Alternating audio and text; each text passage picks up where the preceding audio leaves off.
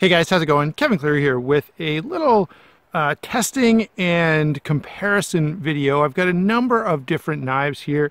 Not only knives, I've got hatchets, I've got folding saws. So we've got the Kershaw Camp 10 here, the SCHF 52, the your typical East Wing hatchet here. I've got the Steel Wheel Roamer, the Gomboy, I've got the SE6, I have the Manley Patriot. Dropped a Real Steel there.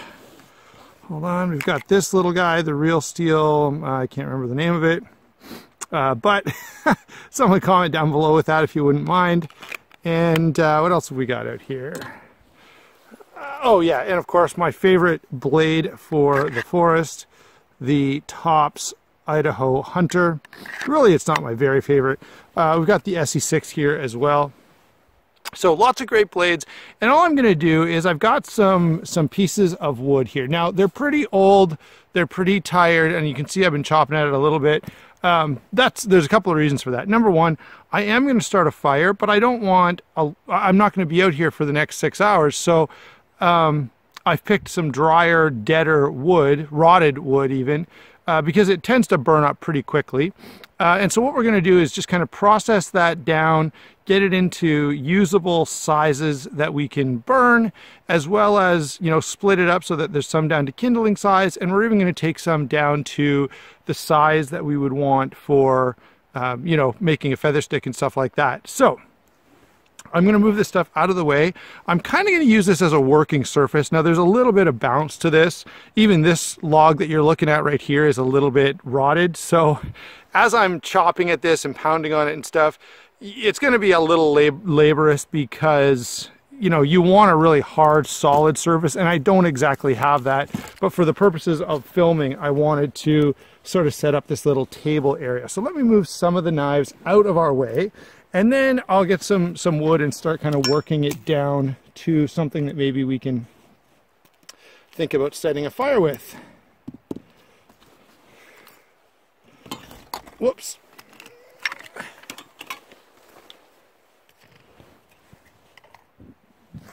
Okay, so problem number one, I don't want a huge fire, but these are all around 2 feet in length. So I'm going to need to get them down to size a little bit. And I'm going to do a couple of different things to achieve that, starting with the good old hatchet. Let's say right around there.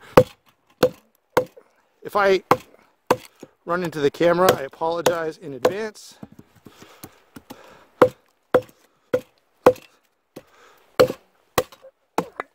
There we go, that breaks right off pretty easily. So there's one little piece. Hold on. And that's a decent size for throwing in a fire. And in fact, the other side here is as well. But for the purposes of this video, we're going to use it. We're going to actually get it down a little bit smaller. So let's grab the folding saw and see how that does for us. Now, keep in mind, in your own use, you'll probably have a little easier time because of the fact that I'm reaching around this silly camera and tripod. This is more than a little awkward.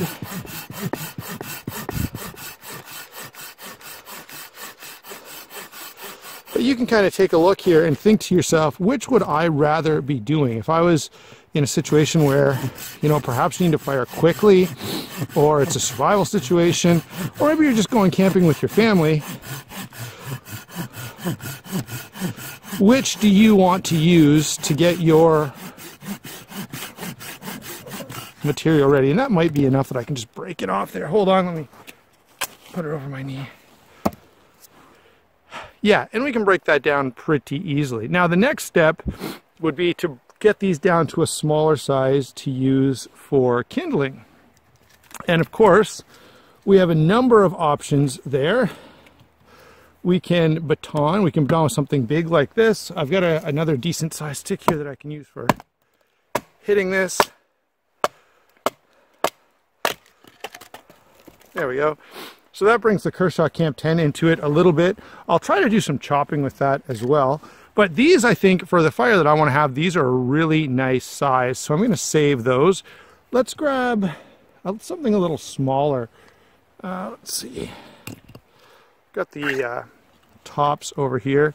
Now this is a pretty thick, heavy blade stock. So I'm not worried about it from that perspective. But you can see here the size of this, even the size, even at 4 inches, it was a little tough to find right where I could, you know, you can see I don't have a lot of extra space there. Let's grab the steel wheel roamer. We haven't really done too much with this guy. It's kind of the maiden voyage. You can see the blade stock's not as thick as what we had on the tops there, but I suspect it'll still do what we need to do. Now keep in mind, guys, this wood is old and dry and rotted. You can see the inside of it there is pretty tired. All right, let's keep going with this even a little bit smaller. There we go, that's getting down to a nice size.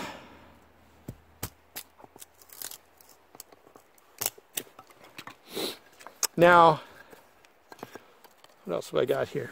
Let's do a little bit more chopping. You can see the roamer's actually working pretty good here. We'll do some other stuff with this as well. We'll wait for that until we get down to the size that we want it. Actually, since we're here, I've got this little Manley Patriot, and I'll give it a try as well to see how it does, just doing a little bit of light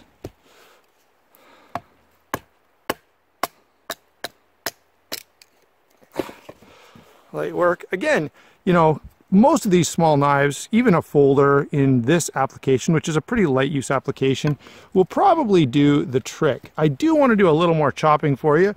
Just want to demonstrate how the Kershaw Camp 10 does here. And the other knife I've got here, let's try to do a little bit of chopping. Excuse me, guys. Let's do a little bit of chopping with the Schrade before we go over to the Camp 10. I'm going to move this just over to the side here. Obviously we'll want all that when we get to the point that we're going to start burning stuff. Again, guys, keep in mind I am purposely making this easy on myself and picking wood that's going to burn up rather quickly when it's time to get a fire going. So this is pretty rotted, dead stuff. However, because of the fact that I have such poor leverage and even accuracy when I'm reaching around the camera here,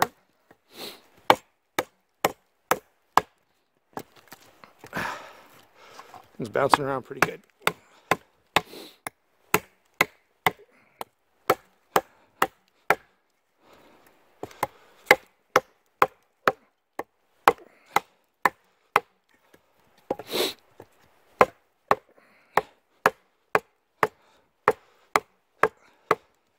Now, ideally for this, guys, it's nice to find a big old rock or an old stump, something really solid. And as I say, I don't have anything as solid as I should for doing this job. And I've sacrificed that to get a location that's decent for filming. Okay, so that's something to keep in mind. That should be enough. There we go. And since we've got this out already, split that guy down. There we go. Once again, Schrade, we've talked about this before, but this is, you know, this is a survival style knife. So it can, as you see, you can chop the branch in half, and you also then have the ability to do a little batoning. This is, of course, a bit of a tank here. Let's compare that to the SE6.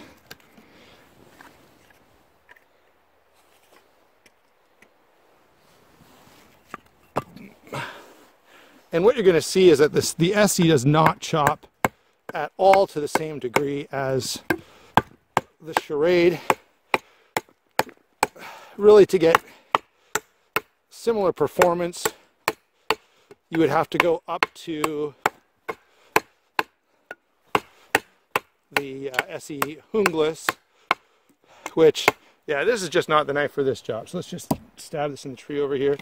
Now this knife, or really machete, will do this job reasonably well. You can get a pretty good amount of force applied here, and you can see I've actually broken this. And I will say, the Camp 10, I can't even get the whole thing in frame, it will break stuff quite a lot because it does put a lot of sort of shearing force into whatever you happen to be cutting it with. But you can see it definitely chops better than the Schrade, or of course much better than the Essie. All right, let's do one more. I've got one piece of wood. The wood that I've been using for batoning is a little nicer, not quite as rotten. Let's see if I can get a little platform going here that'll allow me to just cut this down.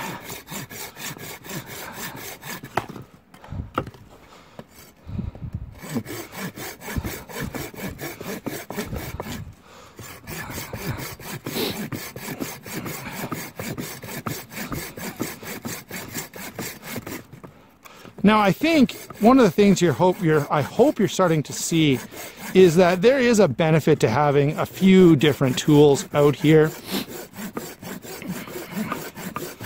There's also a benefit to having a second person, but that's not what we're up to today. So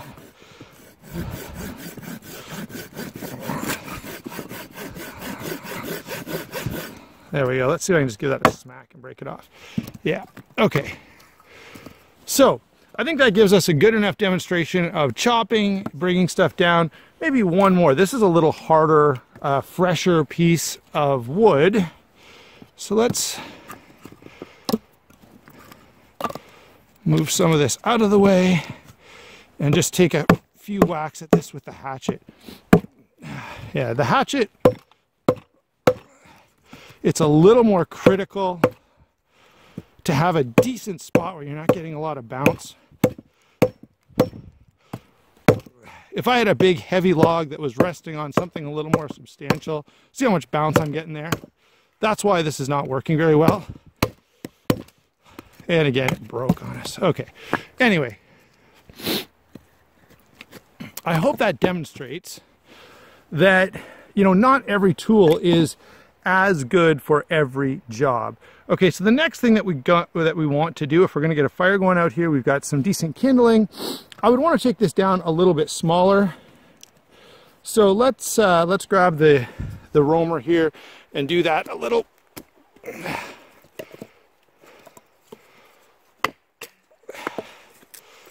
There we go.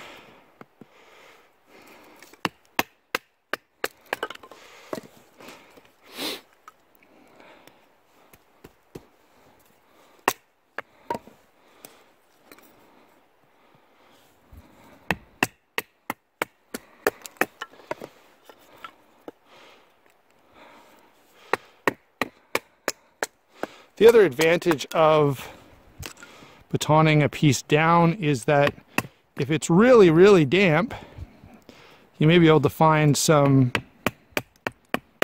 drier material on the interior of a stick or a log. I'm trying not to lose much of this.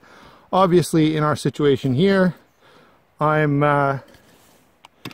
okay with losing a little. Sure enough, drop the Patriot in the snow. Let's get that guy back and go back to our task at hand.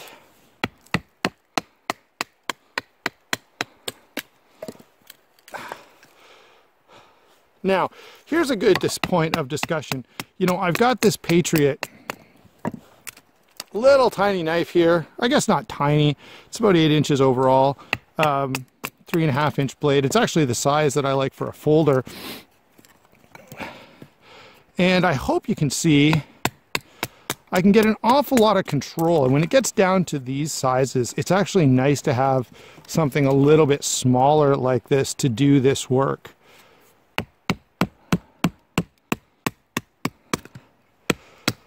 The other nice thing about batoning is, let's imagine I was out here and I just had this hatchet. Well, if I'm, you know, far out in the bush, if I'm, you know, not close to any kind of help, how far do you think I want to take this kind of stuff where I'm going to hit that a little bit and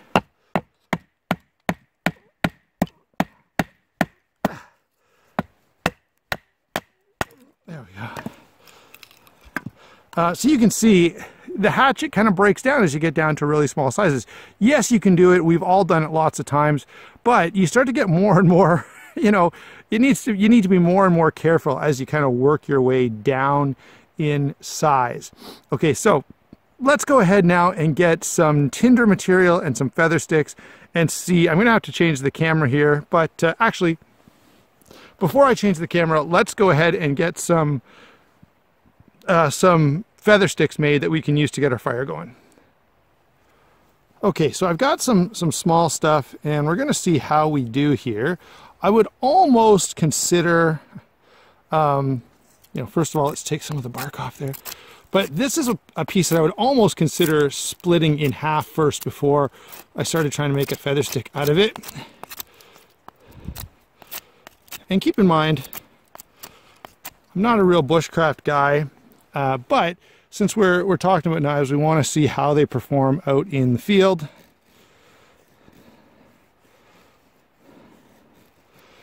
And so here we are taking a look at the Manley Patriot. And I've got to say, guys, this is a very, very thin edge. It's D2 steel, this one. It's also available in CPM 154.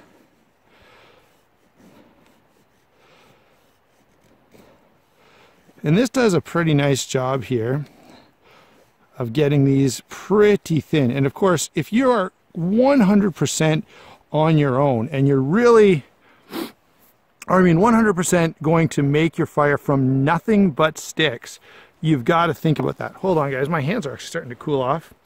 They were warm when I was collecting all this material and building this little table for you, but now starting to cool off a bit. So I'm going to put some gloves on and then we'll just continue here with what we were doing.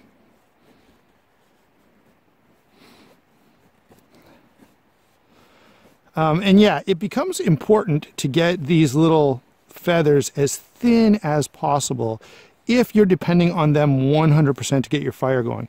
Now, if you are wise, as you're walking through the bush, you're going to collect stuff, whether it be birch bark, whether it be, I've got a couple things here that I'll show you when we get ready to strike a fire steel, to see how that goes for us.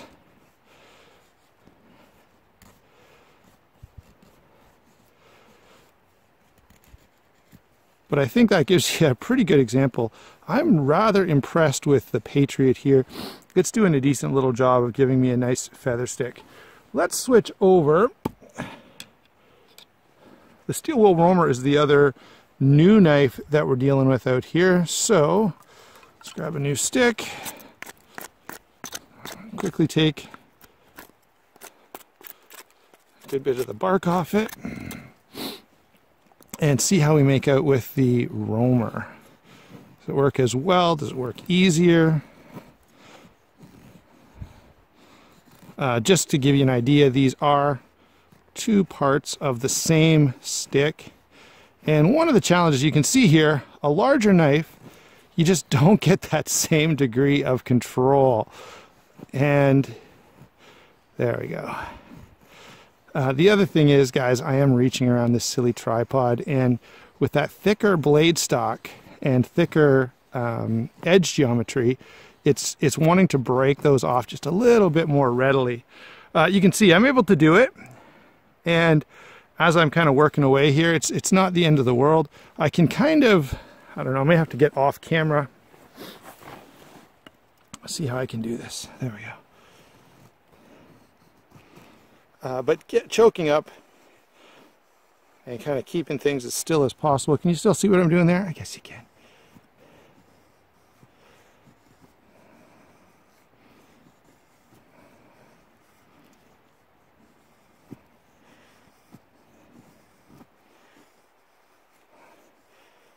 There we go. Now we're getting a little better progress.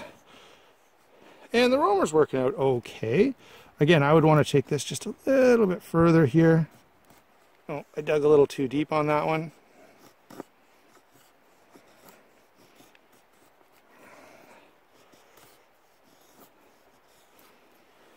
What else have we got here that's worth taking a look at? Let's go back to the Hunter. Now, I will say this. One area where I feel like this knife really shines is this kind of tightly controlled stuff where you're trying to get, you know, some nice thin stuff happening. This knife just works really well for it, because even though it's you know, similar in size to the Roamer there, I can really get down and bear into the work that I'm doing.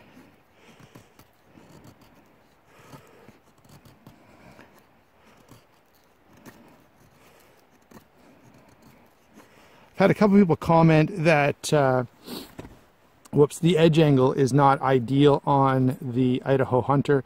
And I don't know, mine seems okay. Maybe there's a little bit of variation there, or maybe that person just has slightly different preferences than I do.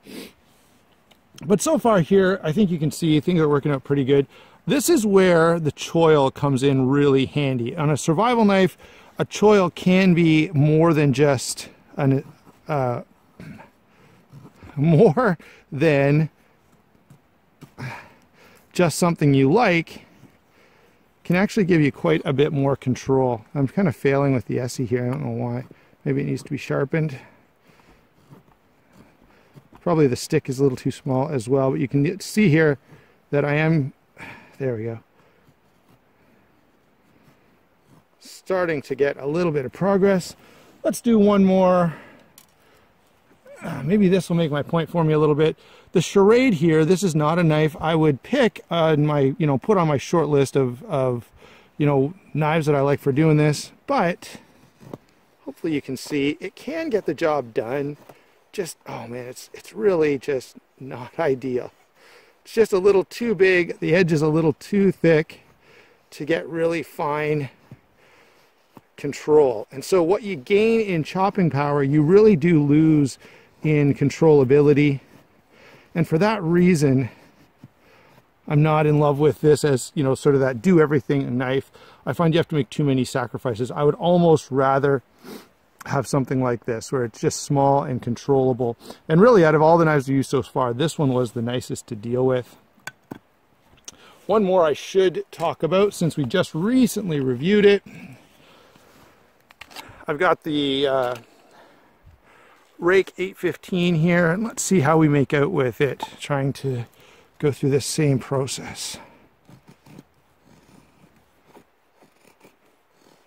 And here's the ergonomics on this handle, just work out so well. And the thinness behind the edge, again, makes a real difference here. So I would say outside of the Manly Companion or Manly Patriot, this has been the nicest for doing this. So the Roamer did a pretty decent job. The Schrade was not ideal. The Essie I just struggled with, and I think it's more because I'm reaching around. I've had lots of luck. I've used the Essie out in the bush more than any of these. And my experience with it has been very good, other than today where it struggled a little. I'm not even going to try to use the Camp 10, although I think in a real pinch, you could make the Camp 10 work. All right, so let's go ahead now. I'm going to stop this. I'm going to move the camera around, and we're going to see if we can't get a fire going just using a ferro rod. So hold on while I reposition the camera. Okay guys, so I've got some tinder set up here. I've got my feather sticks. I've got a couple of knives here. I think the Patriot is going to work quite well for this. So let's try the Patriot first. Actually, forget that. The knife that should work well, let's try last. Let's try the Roamer. It's got a coating on it. And so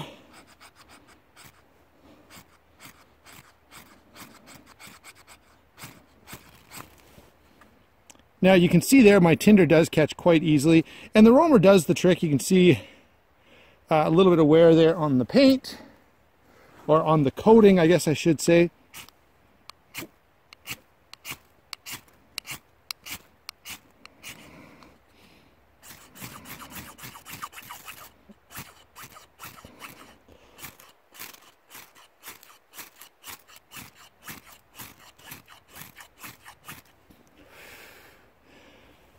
Now, this is not ideal, but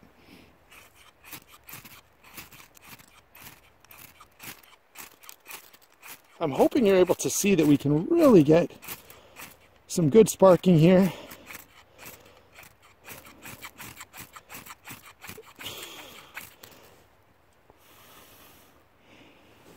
And we're actually getting some decent results. I'm just kind of, I'm not really right down by the fire where I should be to do this, only because in order to film properly, I kind of need to be up here. So let's keep going, and I can edit this to be a little shorter if I need to.